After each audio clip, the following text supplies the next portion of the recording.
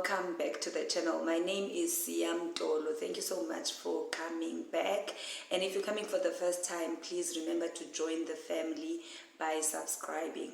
So we're continuing now with the devaluing stage, which is the stage where now the narcissist basically pulls you off that pedestal that they had placed you in and starts abusing you. So we dealt with gaslighting, and today we're going to deal with some of the ways that the narcissist will manipulate you. And I'm going to try and keep these videos as short as possible.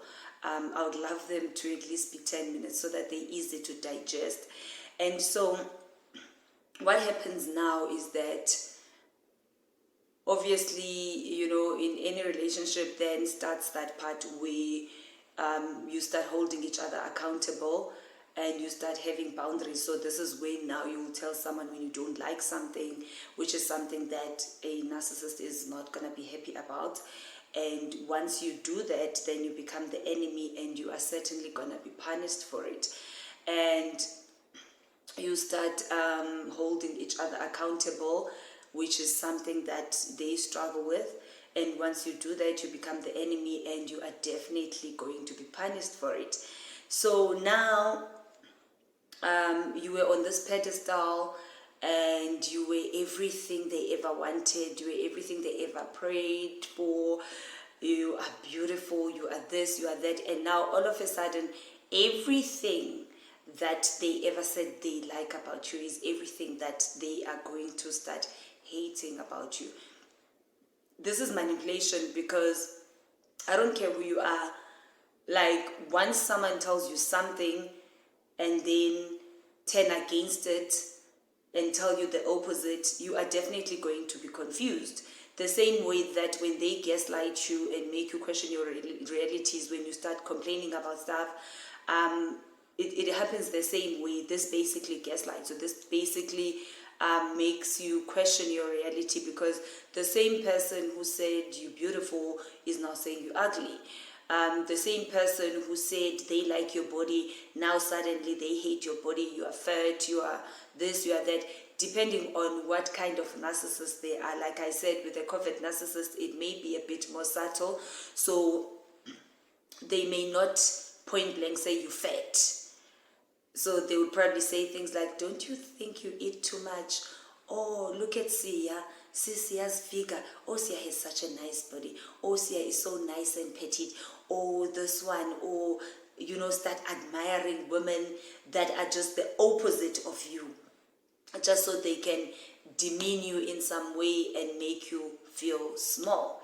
And this is the same thing they are going to do, which is the demeaning, is the same thing that they are going to do when they now, when you now start holding them accountable. Then they will start now demeaning you, saying all these mean things about you. So you may maybe question the way he talks to you, and then he will then bring you down, tell you all these bad things about you, whereas you approach that situation in a very decent and mature manner. Like, look, I don't like what you said to me. When you said this and this and this and this, I didn't like it. And then they will start with, oh, so now you're gonna judge me. Oh, so you are better.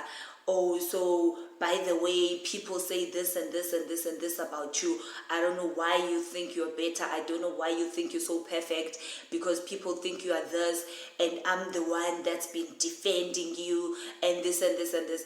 And all that manipulation basically does something to your mind, your self-esteem. So this is where now they pull you off that pedestal, and this is now chipping on you, chipping on your sanity bit by bit. And that's why this is manipulation, because it works with your brain little by little. That's why you never really know what happened with you when it comes to a narcissistic relationship. Either while you are still in or once you are out, then you know something very horrible happened and you just cannot explain it. And that's purely because a lot of it happens in your mind and in a way that is not point blank once off, and you know this. Whereas in a normal relationship, like you will know that, oh, we fought about this, or this is why we broke up, or whatever, and it will hurt. But with a narcissistic abuse relationship, even after that relationship, you will know that something very horrible happened, and it doesn't hurt your heart. Like, you can feel that it has broken your spirit and it has broken your soul, and you just know that you are from hell. You just know that you are from something that you can never be able to explain, and that is why you are basically insane. Like, when you leave, or while you are still in that relationship, you can actually feel yourself going crazy. You can actually feel that you have lost your mind. And the reason for that is because they chip at that little by little. When they start saying the opposite of all these things that they used to praise you about, that chips something in your mind, because then it's like, but isn't this the person who was just telling me I'm beautiful, and now they are saying something? Isn't this the person that loved all these things about me, and now they hate all these things about me? And then they start now with your self-esteem, bit by bit demeaning you. Like I say, that they may now start liking the opposite of everything that you are, and that is deliberate. That is to demean you, that is to make you feel small, and they will start dismissing you. So anything you say, in trying to, because remember, now it's starting to be chaos in this relationship and in your mind, and it's from this heaven, and now it's suddenly hell. So that on its own is already doing something in your mind, and then there's all this chipping, from your self-esteem, chipping from your realities, and it's also confusing. And you're trying to get you guys to a space where you can talk about things, like you can try and manage the situation, because you're trying to get this back to what it was before. And they know that desperation, they know that you are going to want that, and now you're going to want to try and get you guys to sit down and talk. It's not going to happen. You're going to be dismissed.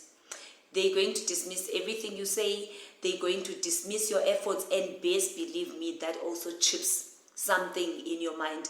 That is why even in other relationships, once you have been in a narcissistic abuse relationship, all this chipping from all those things, your confidence, your realities and whatnot, they affect how you show up even in other relationships.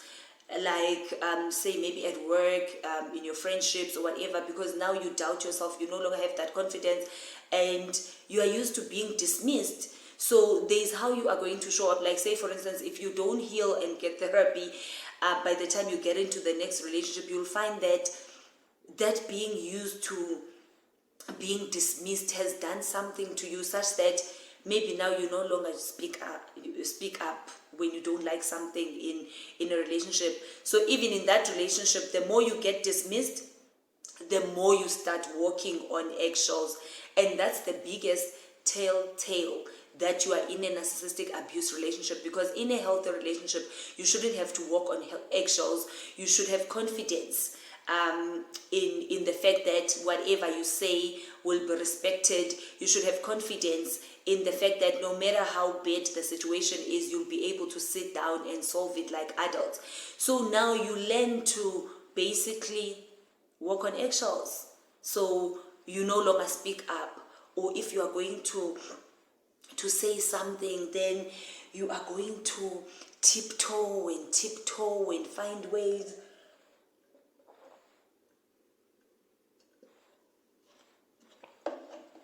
find ways and think of ways and plan.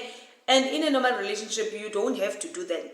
You know that I don't like what Mzwandile said, and I am going to tell Mzwandile, sit down, can we talk? I don't like this and this. But if you know that you are walking on eggshells and you are in a narcissistic relationship, you will know by this thing of having to plan and deliberate, and before you can approach this person, because you are now walking on eggshells.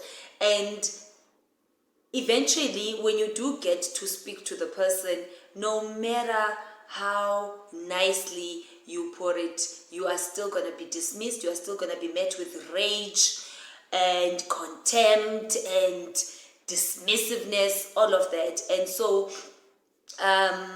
this is basically to manipulate you and gain control over you.